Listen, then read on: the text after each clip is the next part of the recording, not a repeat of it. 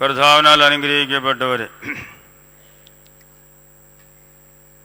ഒരു പരിശുദ്ധമായ നോമ്പിൻ്റെ അവസാനത്തിലേക്ക് നാം കടന്നു വന്നിരിക്കുകയാണ്. ആ പരിശുദ്ധമായ നോമ്പ് അവസാനിക്കുമ്പോൾ ഒരു സന്തോഷത്തിൻ്റെ സുദിനം പിറക്കുകയാണ്.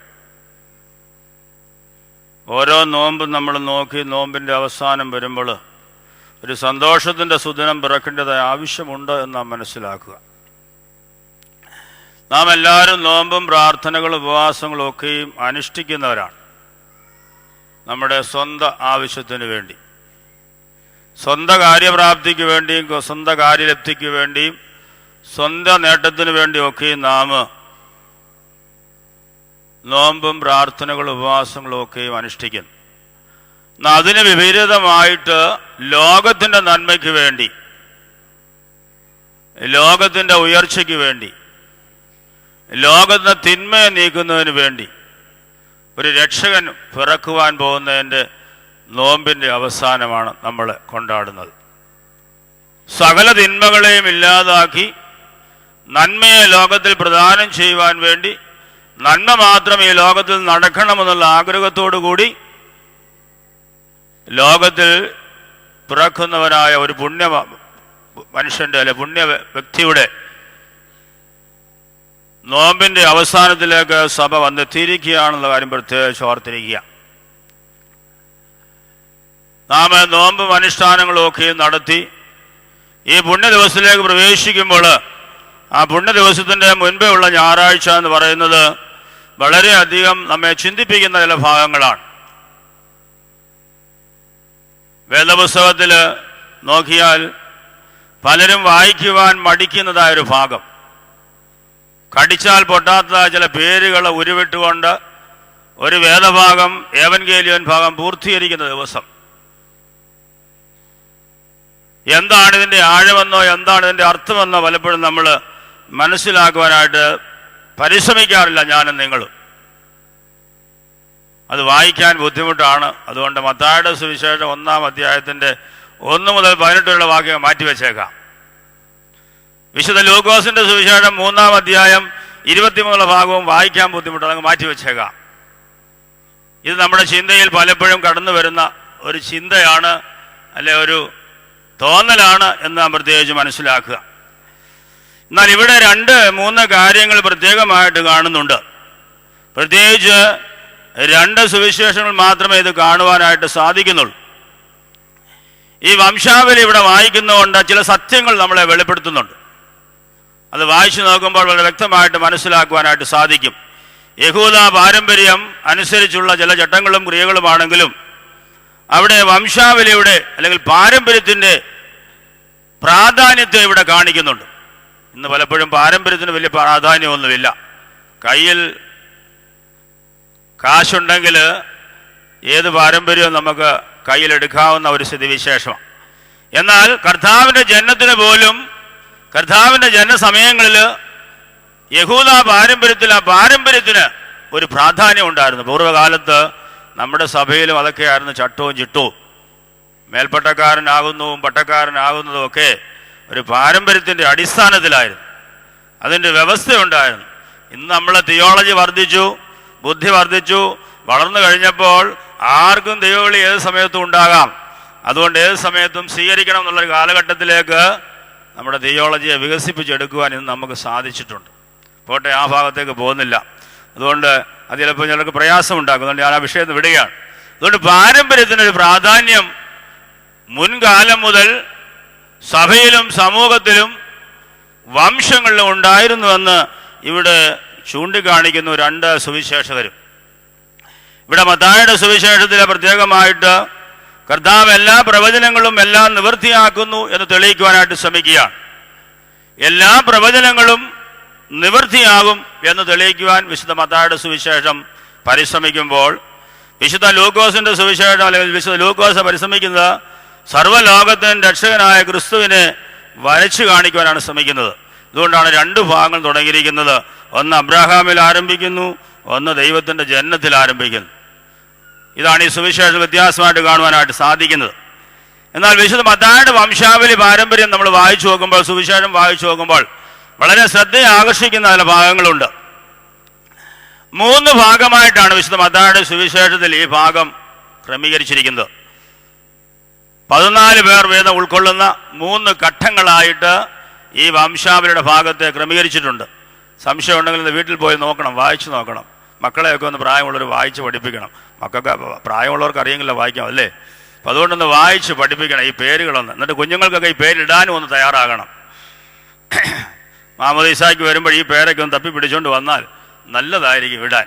അതുകൊണ്ട് 14 പേർ ഉൾക്കൊള്ളുന്ന 3 ഘട്ടങ്ങളായിട്ടാണ് വിശുദ്ധ മത്തായി ശ്ലീഹ ഈ വംശാവലി ഭാഗത്തെ ക്രമീകരിച്ചിരിക്കുന്നത്. 1 അബ്രഹാം മുതൽ ദാവീദ് വരെയുള്ള കാലഘട്ടം, 2 ബാബിലോണിയ പ്രവാസം വരെയുള്ള കാലഘട്ടം, 3 ക്രിസ്തു വരെയുള്ള കാലം.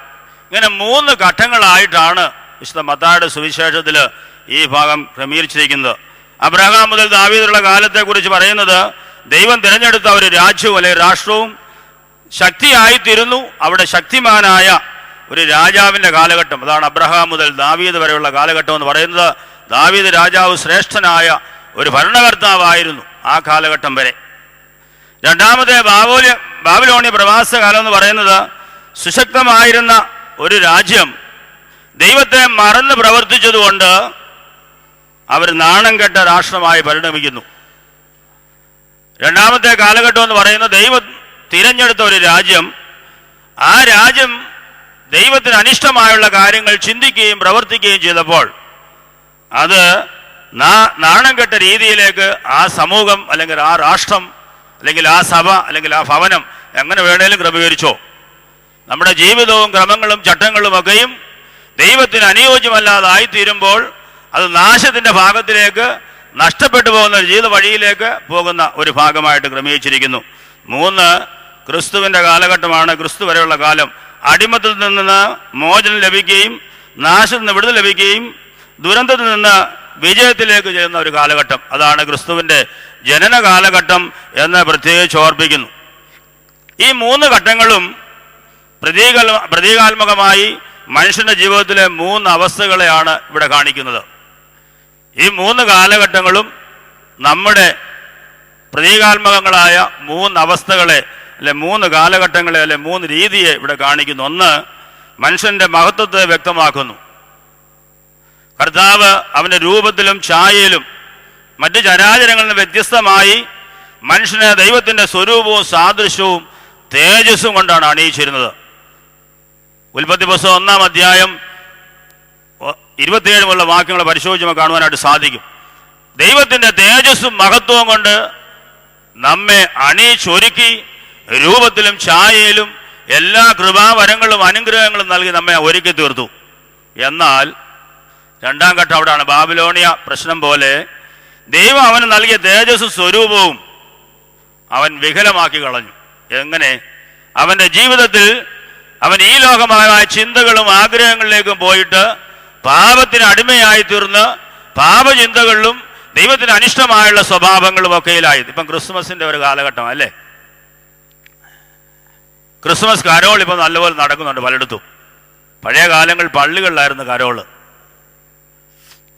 ഇപ്പോഴോരോ ക്ലബ്ബുകളും ഓരോ വ്യക്തികളും ഇഷ്ടം പോലെ കൂടുകയും അവർക്ക് ആഘോഷിക്കുവാനുള്ള ദൈവത്തിൻ്റെ ഛായയിലും സ്വരൂപത്തിലും ഒക്കെ നിർമ്മിക്കപ്പെട്ട നമ്മൾ പാപത്തിന് അടിമയായ ചില വികാരപരമായ പ്രവർത്തനങ്ങളും കാര്യങ്ങളും പ്രകടിപ്പിക്കാനുള്ള ഒരു പെരുന്നാളായിട്ട് ക്രിസ്തുവിൻ്റെ ജനനത്തിൻ്റെ അല്ലെ ക്രിസ്മസ് ആഘോഷത്തെ, കരോൾ സർവീസിനെ, അല്ലെ ഭവനങ്ങളിൽ പോയി പാടുന്ന പാട്ടിൻ്റെ രീതിയെ നമ്മൾ വികലമാക്കി തീർത്തു. അല്ലെങ്കിൽ ദൈവത്തിൻ്റെ ദൂത് അറിയിക്കുവാൻ വേണ്ടി പോകുന്നവര് ദൈവത്തിന് സാക്ഷികളായിട്ട് വേണം പോകുവാൻ.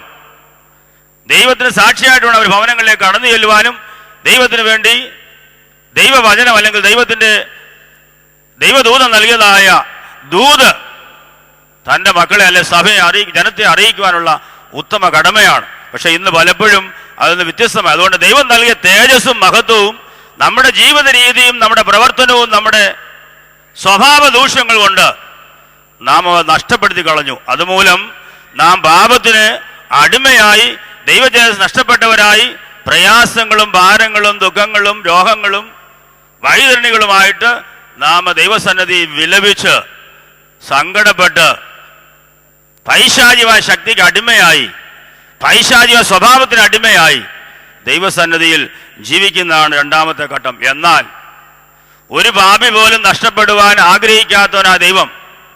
പാപത്തെ ഉപേക്ഷിക്കുകയും പാപത്തെ വെറുക്കുകയും പാപിയെ സ്നേഹിക്കുന്നവനായ കർത്താവ്. അതിനു വേണ്ടിയാണ് മൂന്നാമത്തെ ഘട്ടം. പക്ഷേ ദൈവം അവനെ പൂർണ്ണമായി ഉപേക്ഷിച്ചില്ല. അവനെ പൂർണ്ണ അവസ്ഥയിലേക്ക്, പഴയ അവസ്ഥയിലേക്ക് കൊണ്ടുവരുവാൻ വേണ്ടി, തേജസ്സും മഹത്വം അവനെ അണിയിക്കുവാൻ വേണ്ടി കർത്താവ് ഈ ലോകത്തിലേക്ക് ജാതനായി. അതാണ് ക്രിസ്തുവിന്റെ ജനനം വരെ എന്നുള്ള കാലഘട്ടം. ഇങ്ങനെ 3 കാലഘട്ടമായിട്ട് ഈ വംശാവലിയെ പരിശോധിച്ചാൽ നമുക്ക് കാണുവാനായിട്ട് സാധിക്കും. ഒന്ന്, മനുഷ്യന്റെ മഹത്വത്തെ വ്യക്തമാക്കുന്നത്. 2, ദൈവം അവനെ കാണിച്ചു നൽകിയതായ തേജസ്സും സ്വരൂപവും നഷ്ടപ്പെട്ട് അവൻ പാപത്തിന് അടിമയായി തിന്മയിൽ കൂടി ജീവിക്കുന്ന ഒരു കാലഘട്ടം. എങ്കിലും തിന്മയിൽ നശിച്ചു പോയെങ്കിലും നഷ്ടപ്പെട്ടു പോയ രൂപത്തെ വീണ്ടെടുക്കുവാൻ വേണ്ടി ദൈവം തമ്പുരാൻ പുത്രനെ തന്നെ ലോകത്തിലേക്ക് അയക്കുകയും അവന്റെ തേജസ്സും മഹത്വവും അവന് നൽകുകയും ചെയ്യുന്നു. അതിനാണ് സഭയില് വിശുദ്ധ കൂദാശകള്, വിശുദ്ധ കുംഭസാരങ്ങള്, വിശുദ്ധ കുർബാനാനുഭവങ്ങള്, വിശുദ്ധ ആരാധനകള്, ഓരോ ശുശ്രൂഷകളും ഒക്കെയും നമ്മൾ നടത്തുന്നതിന്റെ ഉദ്ദേശം അതാണ്. വിശുദ്ധ കുർബാന സംബന്ധിക്കുന്നു, ആരാധനയിൽ സംബന്ധിക്കുന്നു, അല്ലെങ്കിൽ ക്രിസ്മസ് ശുശ്രൂഷയെ സംബന്ധിക്കുന്നു, അല്ലെങ്കിൽ മറ്റ് ശുശ്രൂഷകളിലൊക്കെ ആരാധനപരമായി സംബന്ധിക്കുമ്പോൾ നോമ്പും അനുഷ്ഠാനങ്ങളും ഒക്കെ ക്രമപ്പെടുത്തിയിരിക്കുന്നത് നഷ്ടപ്പെട്ടു പോയ തേജസ്, നഷ്ടപ്പെട്ടു പോയ ദൈവമഹത്വം ദൈവസന്നിധിയിലേക്ക് വന്ന് പ്രാപിച്ച് അവനോടൊപ്പം ചേരുവാൻ വേണ്ടി, രക്ഷിക്കുവാൻ വേണ്ടി കർത്താവ് ലോകത്തിൽ പൂജാതനായപ്പോൾ ആ മഹത്വം നമ്മളിലായിത്തീരുവാൻ, ആ തേജസ് നമ്മളിലായിത്തീരുവാൻ, ആ കൃപ നമ്മളിലായിത്തീരുവാൻ പൂർണ്ണമായിട്ട് നമുക്ക് അവകാശമുണ്ട്. അതിൽ നമ്മളെ ദൈവം ഒരുക്കുന്നുണ്ട് എന്ന് നാം പ്രത്യേകിച്ച് ഓർക്കുക. അതുകൊണ്ട് ഒരുവൻ പോലും നഷ്ടപ്പെടുവാൻ ദൈവം ആഗ്രഹിക്കുന്നില്ല, ഒരുവൻ പോലും നശിച്ചു പോകാൻ ദൈവം ആഗ്രഹിക്കുന്നില്ല, ഒരുവൻ തിന്മ വഴിയിൽ പോകാൻ ദൈവം ആഗ്രഹിക്കുന്നില്ല. പക്ഷേ നാം പലപ്പോഴും ആ തേജസ് നഷ്ടപ്പെടുത്തി, മഹത്വ തേജസ് നഷ്ടപ്പെടുത്തി ദൈവത്തിന് സ്വരൂപമല്ലാത്ത അവസ്ഥയിൽ പൈശാചിക ശക്തിയിൽ കൂടി ജീവിക്കുന്ന സ്ഥിതിവിശേഷമാണ് ഇന്ന് കാണുന്നത്. അതുകൊണ്ട് ഈ വംശാവലി നമ്മളെ സ്വരൂപിക്കുന്നത് പാരമ്പര്യവും മഹത്വമുള്ള ഒരു സൃഷ്ടിയെ രൂപം കൊടുത്ത് ദൈവം നൽകിയിരിക്കുന്നു. ആ രൂപത്തിനെ കുറിച്ച് ദൈവത്തിനൊരു നിശ്ചയമുണ്ട്, തീരുമാനമുണ്ട്. നഷ്ടപ്പെട്ടു പോകാൻ ദൈവം ആഗ്രഹിക്കുന്നില്ല, നമ്മെ തിരിച്ചു വിളിക്കും. അതിന് നമ്മൾ ഒരുങ്ങി ജീവിക്കണം. അതാണ് ക്രിസ്തുമസിന്റെ സന്ദേശം. പ്രത്യേകിച്ച് ഓർത്തിരിക്കുക. അതാണ് ഇവിടെ ജനനത്തെക്കുറിച്ച് ഓർപ്പിക്കുന്നത്. അതിനാണ് നോമ്പും അനുഷ്ഠാനങ്ങളും പ്രാർത്ഥനകളും പിതാക്കന്മാരെ ക്രമീകരിച്ചിരിക്കുന്നത്. അത് നാം ഓർത്തിരിക്കുക. അല്ലാതെ ഇതൊരു ചടങ്ങായിട്ട് മാത്രമല്ല, പിതാക്കന്മാർ ലക്ഷ്യത്തോടാണ് ക്രമീകരിച്ചിരിക്കുന്നത്. അല്ല ഇന്നത്തെ യുഗത്തിൽ പറയുമ്പോൾ അതെങ്ങനെങ്കിലും ക്രോഡീകരിക്കുവാനല്ല. നമ്മൾ പ്രത്യേകിച്ച് ഓർക്കണം. നമ്മൾ ഇന്ന് പല ആചാരങ്ങളും അനുഷ്ഠാനങ്ങളും നടക്കുമ്പോൾ പലരെയും ഉത്ബോധിപ്പിക്കാറുണ്ട്. നോമ്പ് ദിവസങ്ങളാണ്, വെള്ളി ശനി ബുധൻ ദിവസങ്ങൾ നോമ്പാണ്, ആ ദിവസങ്ങളിലും വിലക്കപ്പെട്ട ആഹാരം കഴിക്കരുതെന്നൊക്കെ പറഞ്ഞു കഴിഞ്ഞാൽ പറയും ഞങ്ങൾ വേറെടുത്ത് പോയി കഴിച്ചോളാം, ഇവിടെ കഴിക്കുന്നില്ല. ഇതാ നമ്മുടെ സ്ഥിതിവിശേഷം. ഓർത്ത് നോക്കണം നമ്മൾ മനസ്സിലേക്ക്. നമ്മുടെ കാര്യങ്ങളൊന്ന് ഓടിച്ചു നോക്കണം. അനുഭവത്തിലായി പറയുന്നത്. പല കാര്യങ്ങളും അനുഭവത്തിൽ കൂടിയാണ്, ഞാൻ ഇവിടെ ഇരുന്നുകൊണ്ട് അനുഭവിച്ച കാര്യങ്ങളാണ് പറയുന്നത്. ഓർത്തോണം. ഇതാണ് നമ്മുടെ സ്ഥിതിവിശേഷം. അപ്പം നമ്മൾ ഒരിക്കലും പിതാക്കന്മാർ ചൊല്ലിത്തന്ന കാര്യങ്ങൾ, ആ പാരമ്പര്യമായി നന്നുള്ള കാര്യങ്ങൾ നഷ്ടപ്പെടുത്തി ജീവിക്കുവാനാണ് പലപ്പോഴും നമ്മുടെ ആഗ്രഹം. ഇത് നമ്മുടെ ആവശ്യത്തിന് വേണ്ടിയും എനിക്ക് തേജസ്സും മഹത്വവും എന്നെ അണിയിച്ച് ദൈവത്തോട് ചേരുവാൻ വേണ്ടിയുള്ള ചിന്ത പലപ്പോഴും നമ്മൾക്കില്ല. അത് നമ്മൾ ഉണ്ടാകണം. അതിനാണ് നോമ്പും അനുഷ്ഠാനങ്ങളും ക്രിസ്മസും ഈസ്റ്ററും ഒക്കെ നമ്മൾ ആഘോഷിക്കുന്ന പ്രത്യേകിച്ച് ഓർക്കണം. അല്ലാതെ അന്നത്തെ ദിവസം ഒരു സുഖലോലുപതയ്ക്ക് വേണ്ടി എന്തെങ്കിലുമൊക്കെ മനുഷ്യൻ്റെ മുന്നിൽ കാണിച്ച് ജീവിച്ച് പ്രവർത്തിക്കുന്നതിന് വേണ്ടിയുള്ള ഇതല്ല. ഉള്ളിൽ നിന്നുള്ള ഒരു സ്നേഹവും ഉള്ളിൽ നിന്നുള്ള ഒരു കരുതലും ഉള്ളിൽ നിന്നുള്ള ദൈവത്തോട് ഒരു കടപ്പാടുമാണ് നമുക്ക് വേണ്ടത്. അത് ഈ ക്രിസ്മസ് കാലത്ത് നമുക്ക് ഉണ്ടാകട്ടെ. ആ തേജസ് അണിയുവാൻ നമുക്ക് ഇടയാകട്ടെ. ആ മഹത്വം നമുക്ക് ധരിക്കുവാൻ ഇടയാകട്ടെ പ്രാർത്ഥിച്ചുകൊണ്ട് എൻ്റെ വാക്കുകൾ ചുരുക്കുകയും ചെയ്തു.